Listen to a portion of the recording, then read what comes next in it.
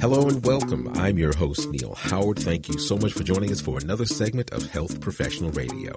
We'll be speaking with Hema Tallman in this segment, Senior Vice President and Global Head of BioLife Plasma Services at Takeda. Takeda is an industry leader in the collection of high-quality plasma and a supporting driver in the production of life-saving plasma-derived therapies, or PDTs.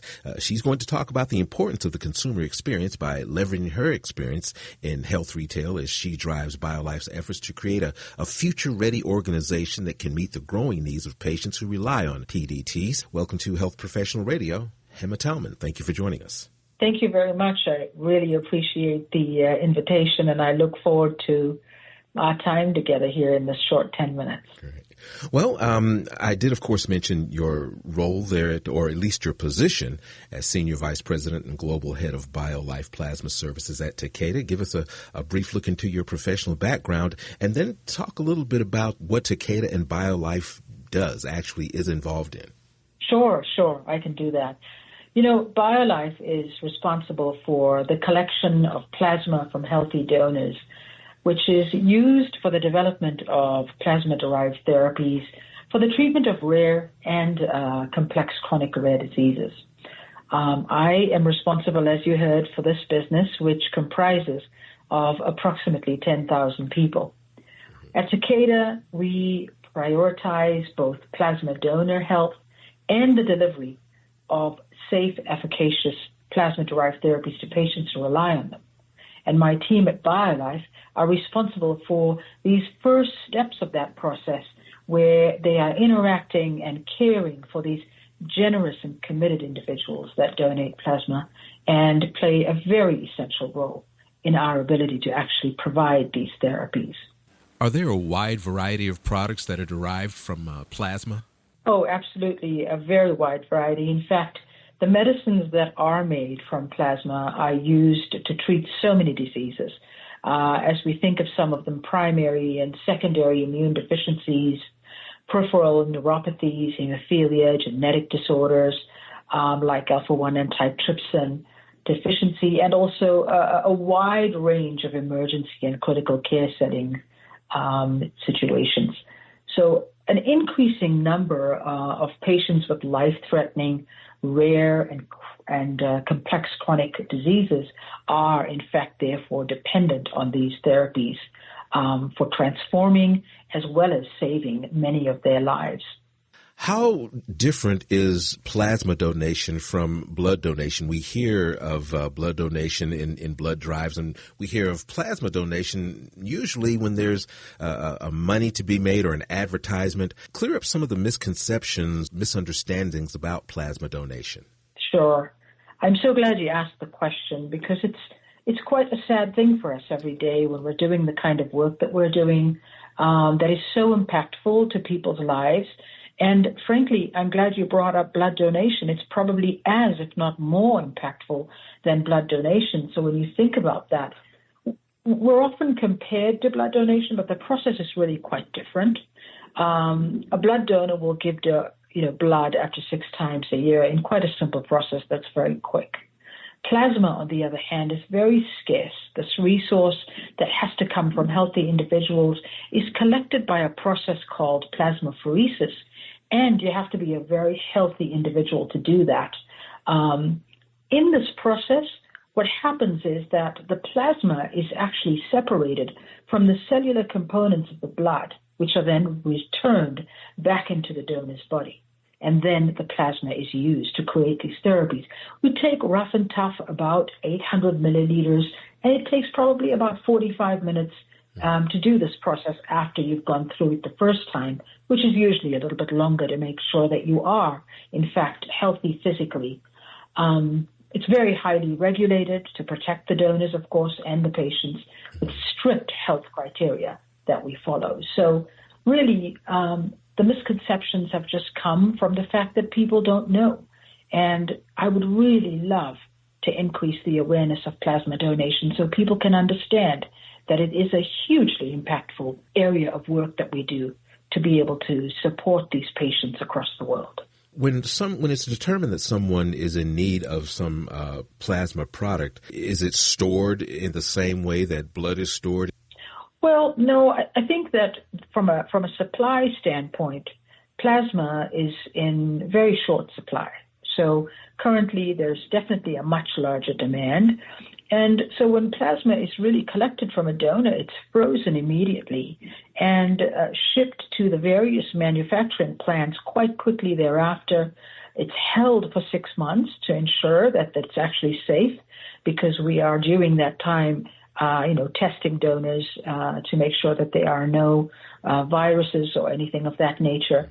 And once the product is freed of that hold time, it's immediately produced into a therapy. So there's not really a bank where plasma is waiting. Now, if ever, you end up having a higher supply than the demand, which actually would be a great thing, because then we would know we would always have therapies and reach so many more patients across the world.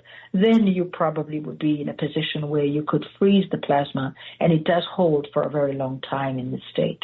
Now, it's my understanding that you were a pharmacist as well. Is that correct? Yes, absolutely. Is your experience as a pharmacist shaping your perspective on the consumer experience of plasma donors? Oh, gosh, 100%. In fact, it has been such a blessing to be able to spend 26 years in the industry as a pharmacist in health retail, and then have this remarkable opportunity to come to another end of the value chain to serve patients.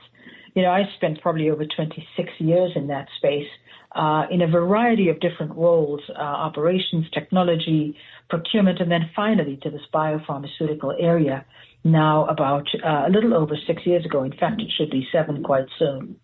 Look, my time in the health space is what really inspires my work here, in the sense that I'm working with my team to bring technological and innovative enhancements that will deliver an exceptional and differentiated donor experience. Because of this increasing demand and the vital nature of our operations at BioLife, we're always rethinking how can we collect more plasma in responsible ways, setting new standards for transforming this donation experience so we can attract more people, applying a customer experience mindset to push boundaries in ways that will enhance the entire donation experience, providing more people with an opportunity to help save a life. It's been incredibly fulfilling the past nearly 32 years now to have served the patient at 2 different ends, as I said, of the value chain.